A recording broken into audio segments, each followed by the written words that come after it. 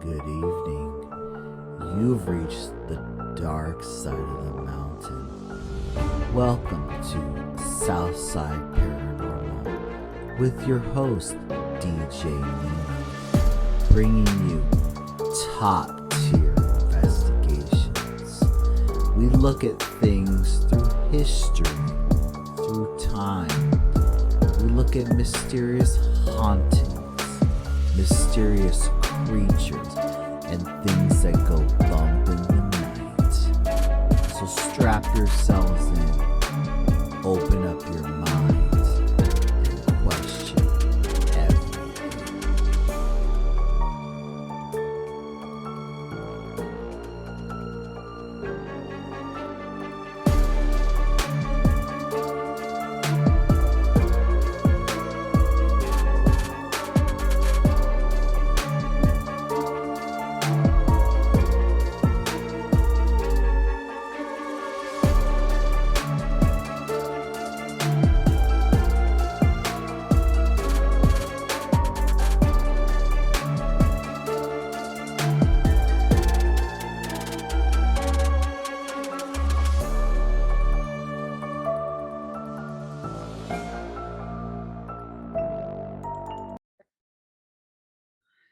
Good evening.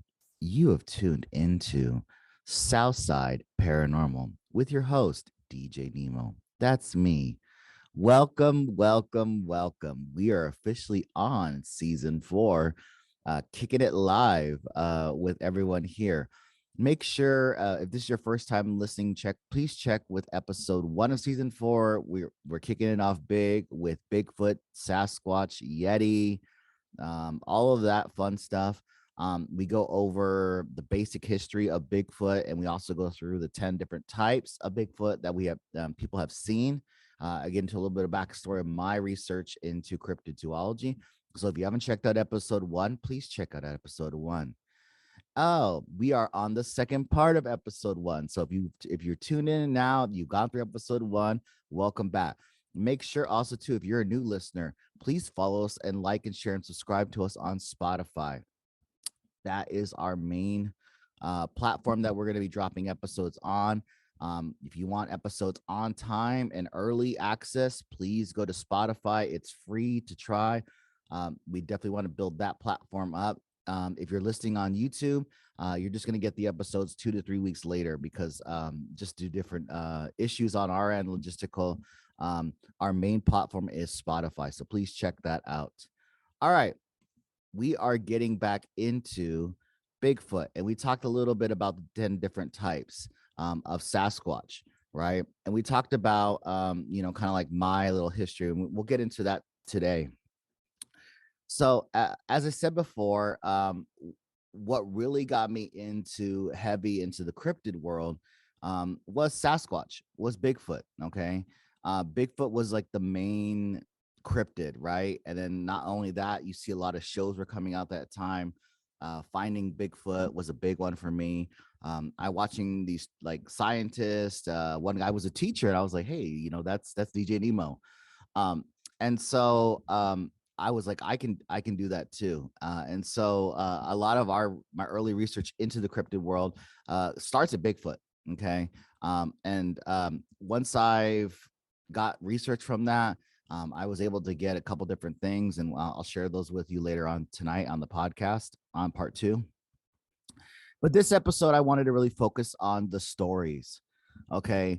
I'm going to go through some famous stories that are known nationwide first. And then we'll get into Arizona because a lot of people don't realize we have Bigfoot here in Arizona. Now, of course, everyone was like, oh, yeah, of course, Bigfoot for sure. Yeah, and Flagstaff. Oh, but some of the places that we're going to tell you tonight will blow your mind. Okay. So let's start with the classics. Okay. So we'll go through some of the most famous Bigfoot stories that a lot of people know. First, we're going to start off with a southern Bigfoot. Okay. And this is the Honey Island Swamp Monster. I believe this is Louisiana. But basically, there was a guy, his name was Harlan Ford in 1963. He was a retired air traffic controller. Okay. And he had retired and he was kind of like an outdoorsy kind of guy. He really, once he retired, he wanted to stay busy by like fishing and wildlife photography.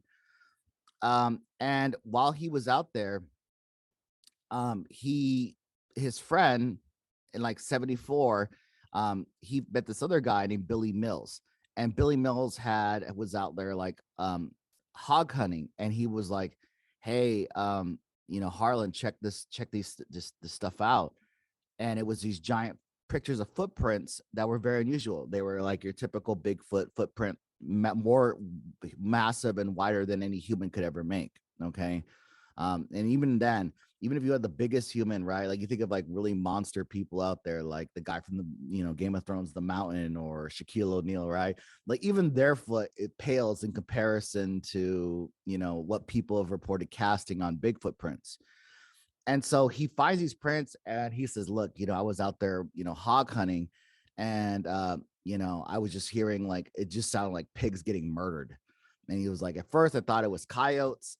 And then he came upon the corpse of this thing and had like the boar's throat had been like slashed, like ripped out. Like it looked like someone took like their hand and just ripped a chunk of flesh out.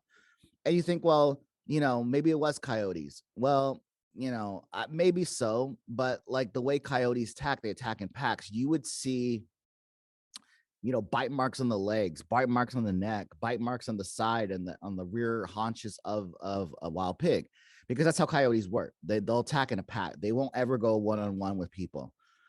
Same with wolves. Okay, they'll attack you in multiple forms, and so it's all of them ganging up on you.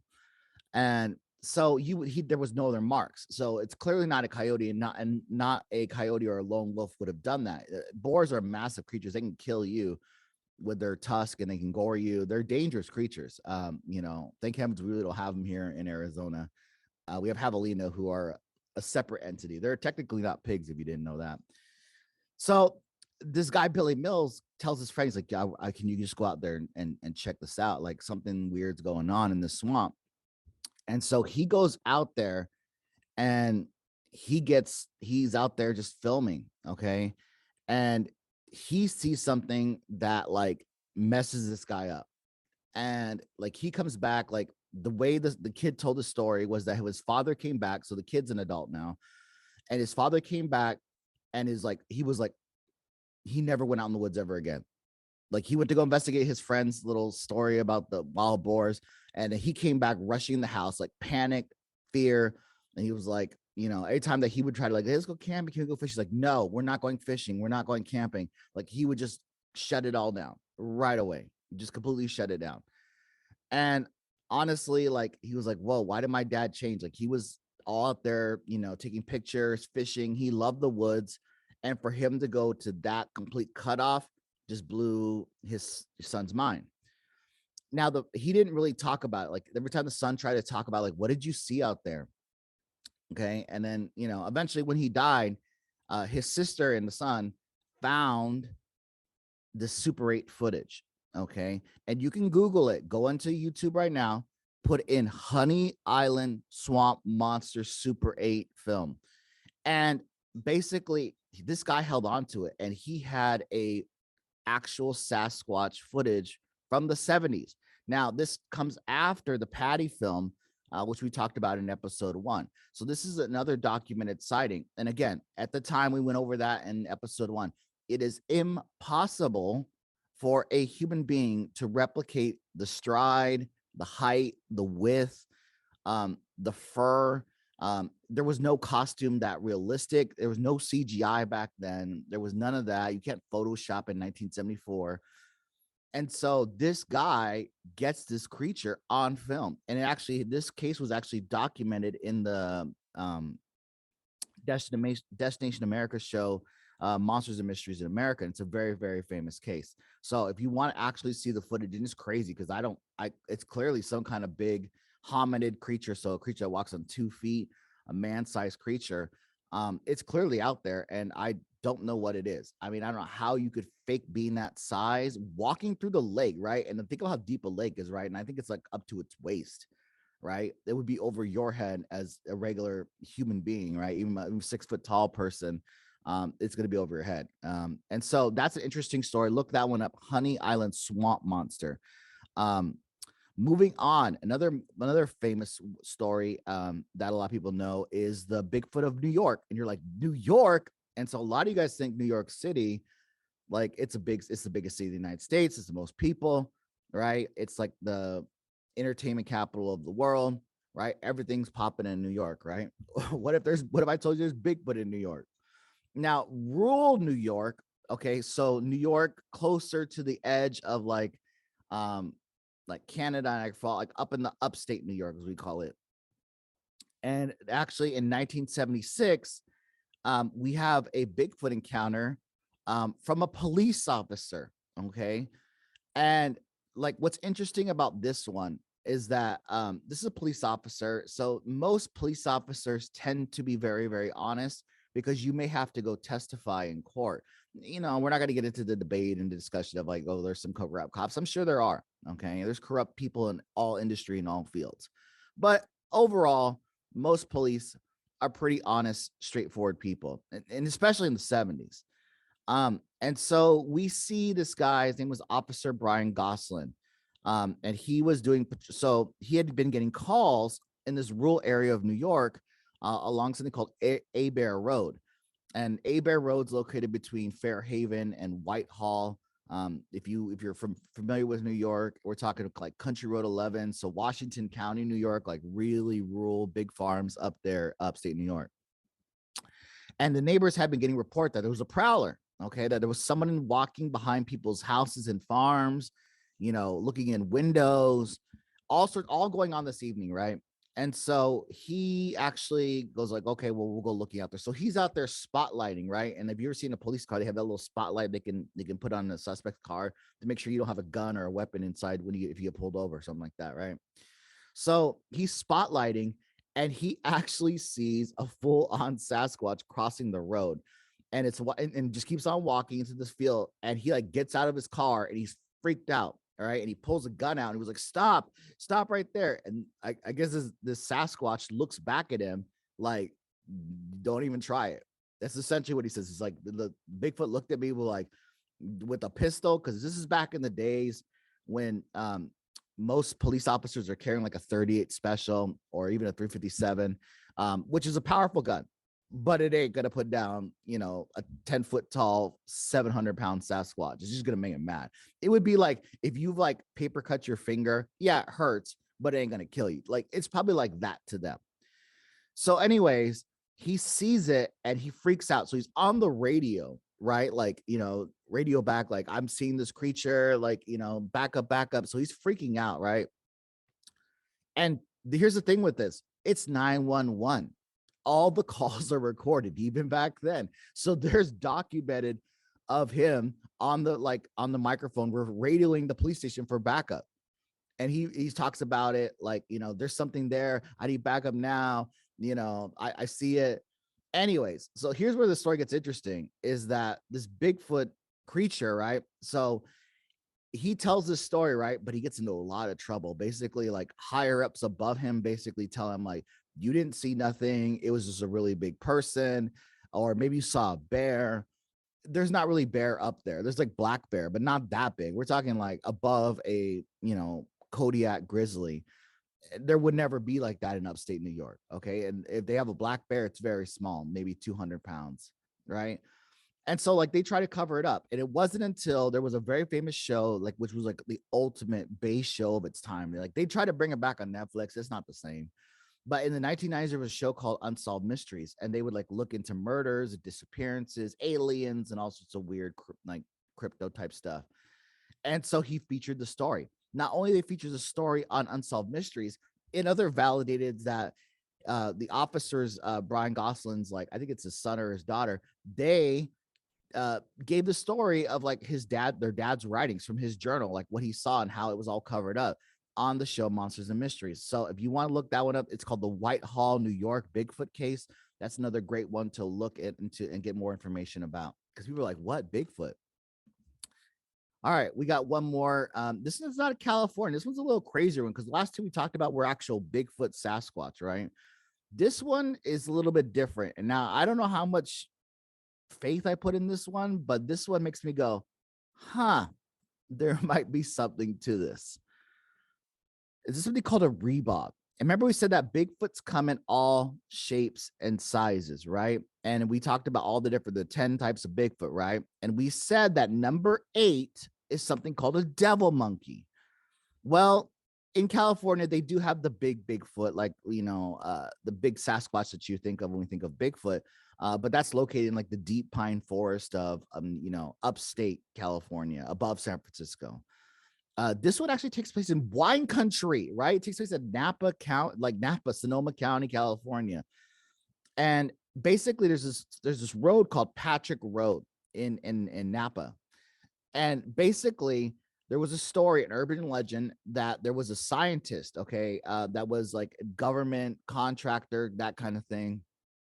And he was like making human monkey hybrids during the Cold War because they were worried that the Soviet Union was creating. And actually, this is in a documented case. You can look it up. The Soviet Union was actually trying to document and create like a super Sasquatch, like, silverback gorilla communist fighting soldier. Like, that's crazy. But like, look it up. You don't believe me? Look it up. Just put like Soviet Union, monkey soldier. Like, it's like legit. So like, obviously, if they're doing it, the way the Cold War worked is if they're doing it, we got to do it. They're going to the moon, we got to go to the moon. They built a nuclear bomb, we got to build a nuclear bomb. That's the way the Cold War worked. Okay, it was this fear of communism.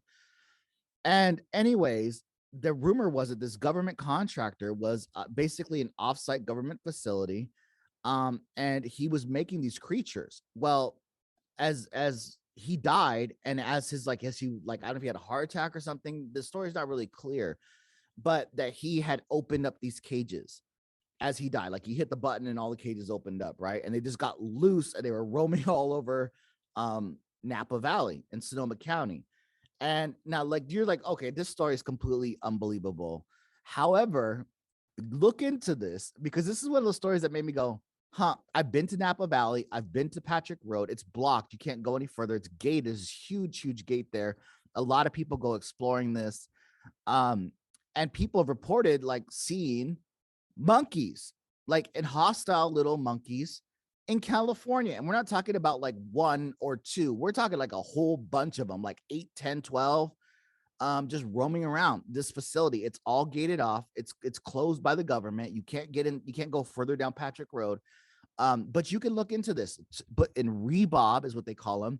And Pisa basically said that they look like the monkeys from the Wizard of Oz. They have like little like bat wings on their back. And they're just rolling about. He said, well, okay, well, maybe it's 1 or 2 sightings. There are hundreds of sightings of these devil monkey creatures in California, especially in wine country. That's like a heavy tourist area. A lot of people have go to Napa Valley for the wine tastings. I've been there myself. It's great. It was a great time. It was a great adventure. But like, the fact that these possible creatures are out there attacking people, attacking cars, it just blows my mind. And then, like, of course, California would be the type to cover it up because they don't want people, knowing that kind of knowledge out there, because that would hurt the tourist industry of Napa Valley. It's like, think about it like that. If there was a murderer hiding around in Disney, one of them Disney's employees was killing people, like, Disney would so cover that up because their goal is they don't want to lose business. It's money. That's the bottom line of everything, is money. And so, like, that's a big, interesting, topic. So look that up. It's called the Rebobs. They're located in California. They're basically devil monkeys. There are other devil monkey sightings in the South, Kentucky, but that's probably the most famous one that we know of. Now, let's get into Arizona. Now, the first Bigfoot sighting we see is actually in Payson. It happened in 1903. And it was by this guy named I.W. Stevens. And he basically told the Arizona Republic, which is the paper that's in Phoenix, that he saw a humanoid, this is his direct words, a humanoid creature with long white hair, a matted beard that reached to its knees. The monster did not have any clothing on, and he had claws like on town like fingers. Now, that's the first sighting we see of Bigfoot anywhere in Arizona. Now, I'm sure there were Bigfoot sightings before with the native Apache, Navajo, and the Hopi. But this is the first one we see in a Western European style newspaper. Now, this actually continues because in the same exact area in the 1940s, there was a Boy Scout leader named Don Davis. So this is in the 40s, kind of right around the time of World War II. And he was taking the Boy Scouts to, because there's a Boy Scout camp there called Camp Geronimo near Payson. And so he actually sees this large hairy creature walking around through this on the Mogollon Rim, and he reported it to the newspaper as well. And that's another crazy sign because it's like the same exact area. We see a lot of sightings throughout Payson and in that area. So back to Arizona. So those are the first two sightings out of Payson. Now, I wish I could say it was contained in Payson, but it's not. So one of the best websites for research, and I don't even know why I'm plugging them since they kind of like gave me the cold shoulder, but we'll go ahead and glow them up because we're not a hater like that. But basically, if you go onto the BFRO, that's the Bigfoot Research Organization, Field Researchers Organization, put in BFRO, there's a map of the United States, and you click on Arizona. So I'm just going to read through. We have several counties throughout Arizona, and Payson is going to be located like Coconino County. So that's mostly Payson and Flagstaff. Okay, so that's where we see most sightings. We see at least 34 confirmed sightings. So what happens is when you submit a report into the BFRO, they basically will send out an investigator. So they have several investigators in Arizona, and they'll go down and check down your case. You might have photographs, you might have other evidence, and they document it and place it on this website. And they rank it basically based on a Class A, Class B, and a Class C. So Class C would be like a footprint. Okay. Class B would be something like where you saw a brief sighting of it or you heard something.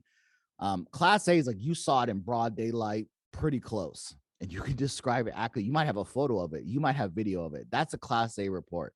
Or you might have really crystal clear audio. It might be a Class A report. So most are in Coconino County. We have some in Apache County, that's Show Low, Globe, that kind of area up there. We see some actually in southern Arizona. We see a couple out of Graham. I'll read one out of Graham County. That's Safford, and southern Arizona there. And we have a couple out of Maricopa County. And if you don't know, Phoenix is in Maricopa County, which is one of the biggest counties in the United States. There are several other ones like Navajo County, that would be like upper northern Arizona there, Four Corners kind of thing. So there are a lot of sightings, mostly in the pine forest, where you would think, right? And there are pine forests in Graham County. That's Safford. Mount Graham has a pine forest up there, even though it's desert. Where Safford is, it's pine forest up there. So let's go through a couple. Okay. So the first one we see is out of, let me pull it up here. All right. So this is actually from the town of Strawberry. This was in 2016, June 26th. So like midsummer time, people were camping.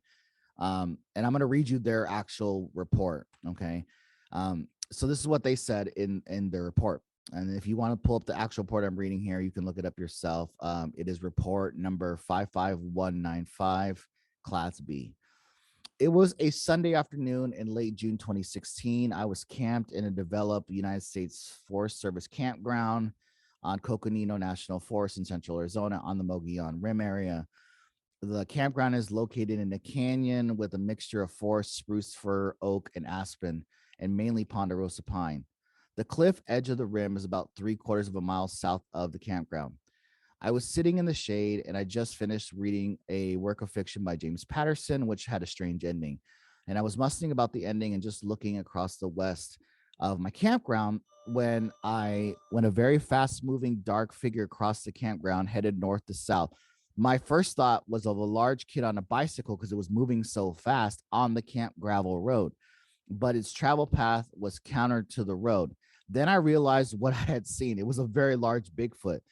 And the sighting only lasted about 3 seconds, and I was lucky to see it all. It crossed the campground in the shaded area and blended well within the background, but the meadow beyond its west was bathed in a sunlight afternoon. It was about 125 yards from my viewpoint, so I really couldn't see facial detail. but it ran with a slight forward cant to its body. Now, this is important. And this is why it let me know that this dude legit saw Bigfoot. Because when my research has entailed is the way Bigfoots walk is they're extremely fast. Think about how big they are. So their stride is double what a human is. But the way they walk is kind of like they're kind of leaning forward, and they kind of do this weird little shuffle. Like think about if you were on like in a bike, right? How you pedal on a bike, and that movement with your hands like out holding the bars, right? But the way your feet move, that's the way Sasquatch walks. So picture like you're pedaling, but with the way that but like walking on the ground. And the Sasquatch walk like that in a very weird way. This is why I said before, when if you look at the Patterson Gimlin film, it is impossible for a human athlete to replicate that glide. It's a glide. And everyone that's seen these Bigfoots have seen it's a glide and it's fast. Like even the fastest runner, like Usain Bolt, right? Who's super fast. Like there's no way they could, keep up with the Sasquatch at full stride, because these Sasquatch are walking and they're running like a full grown man would run, like a normal human being would run pretty fast. They said their walk is your run. Okay. So what is their run? Super fast enough to catch a prey like a deer or an elk, fast enough to catch that. So anyways, he went back to like started measuring it and looked at how the size of it. And he said he found footprints, and he says, I believe the earth was depressed into a large group of logs. I'd only seen it from the torso up. It didn't have a neck. That's another key clue that this dude probably saw legit. Bigfoots don't have a neck.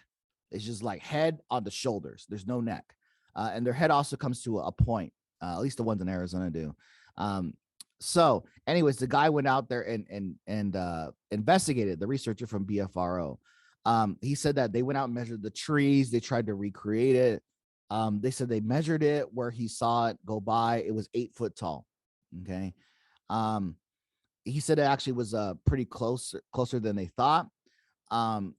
But he said it's impossible. They also found the footprints and they found the strides. And he said it's impossible to make that kind of stride as a human being. And as I said before, the way the Bigfoots walk, they walk kind of leaned over and in like a weird kind of like shuffle, but it's like super fast. Okay, so that's out of Payson. Let's give you another one. This is actually Forest Lakes. So this is closer to Sholo. This is Class A. This is report 228642. This was in 2010. This is their report. And said it was about 6 p.m. I was supposed to meet my wife at Forest Road 115. They didn't give away too much details because I guess they wanted to remain honest. My son and I were just getting ready to leave the campsite. As soon as I stood up from my chair, I saw what to be a very large man. It looked like in a ghillie suit. So a lot of people say that they mistake Bigfoot in a ghillie suit, where basically it's like a bunch of foliage like on a poncho, and you can wear it and you can hide in the grass and shoot deer and stuff like that. He said, I thought it was a very large man in a ghillie suit walking across the open trees to my left. I had a clear sight on it, and it was very large. I could see the arms swaying, and my son was able to see the legs separate as it stepped. It didn't seem to be any rush and seemed to be walking rather casual, kind of slow, but it covered a lot of ground in very few steps. As I said before, I could see both arms and legs swaying. It was not carrying anything. I was not carrying anything. I was not carrying a rifle or anything else I could see. Hunting season had been over for at least a week. So he said he thought it was a hunter at first, but like if you were a hunter, you would have a pack on, you would have maybe a deer with you, you might have a rifle or a pistol. He said there was none of that on there. You could just see the fur. At this time, there was almost nobody out here, and nobody knew where we were. I had my son stand where it walked. The top of his head would have been where its shoulders were. My son's 6 foot tall. So if it had been a man, the guy would have been 7.5 feet tall. So I don't know who's out there want to be hunting like that. It's 7.5 feet tall. This is especially an area like Sholo, where a lot of people have a gun, and you're just out there wandering around. You might get just shot. If people think you're suspicious out there, they're going to shoot first and ask questions later. So what's interesting is that you have multiple people seeing it. So you see the dad see it, you see the son seeing it. And what's interesting is that they said they've had other issues with Sasquatch at Forest Lakes. Oftentimes they said they had Sasquatch, they've had eye shine off the fire. Sometimes Bigfoots are very curious, and they'll come and see what you're doing at the campsite, as well as howls and knocks. Oftentimes they think that the Sasquatch communicate by taking wood and call it a tree knock, where they'll hit the tree and like, okay. And it's a symbol. It's like, and they can hit it loud, right? And it echoes through the forest. And they're basically saying like, you know, I'm here, where are you? And they're looking for other Sasquatches out there. So that's kind of like where they're at and their kind of goal. Okay. So as well as howls and trees ducks. So again, he said it was 6 p.m. So that's pretty clear in the summertime. It was very light out. It was chilly, but not cold. And actually the guy went out and there investigated. He said that the sun's 6 foot tall, 170 pounds. He said that it was twice the width of this guy. So this is a pretty tall guy, pretty, skinny guy, but, fairly wise. It was double the width of this guy. They were able to actually found like disturbed pine needles, impressions in the pine needles. And you can actually, there's no way there would be a guy out there like 7.5. That's like Shaquille O'Neal, essentially. Like, I don't think that dude out there hunting and risking getting shot out there in Sholo. But that's interesting, though. That's interesting for sure, right? Now, we're going to wrap it up with two stories out of Arizona. This one actually, now the Arizona sightings, we actually do see Arizona sightings, but they stop around the 90s. Okay, this is the last time we really see it. And I think it's because Phoenix has become overdeveloped. And the Sasquatch that might have been in some of these mountains around the valley, the Estrellas, the Harquahala Mountains on the west side, I think they're gone. I think they might have been here at one time when Phoenix is not as big. But because basically Phoenix is like molding all the way to Los Angeles and then in the south molding all the way to Tucson, I think these creatures are gone. Okay, I think they're straight up gone. But people were seeing sightings in the 90s in Maricopa County. So I'm gonna give you one. This one's actually in Gila Bend. This was in 1992. This was on a farm. This is if you want to look up the report, this is report 42364. This is a class A.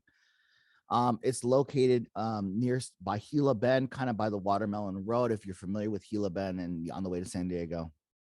So I'm going to read you their report.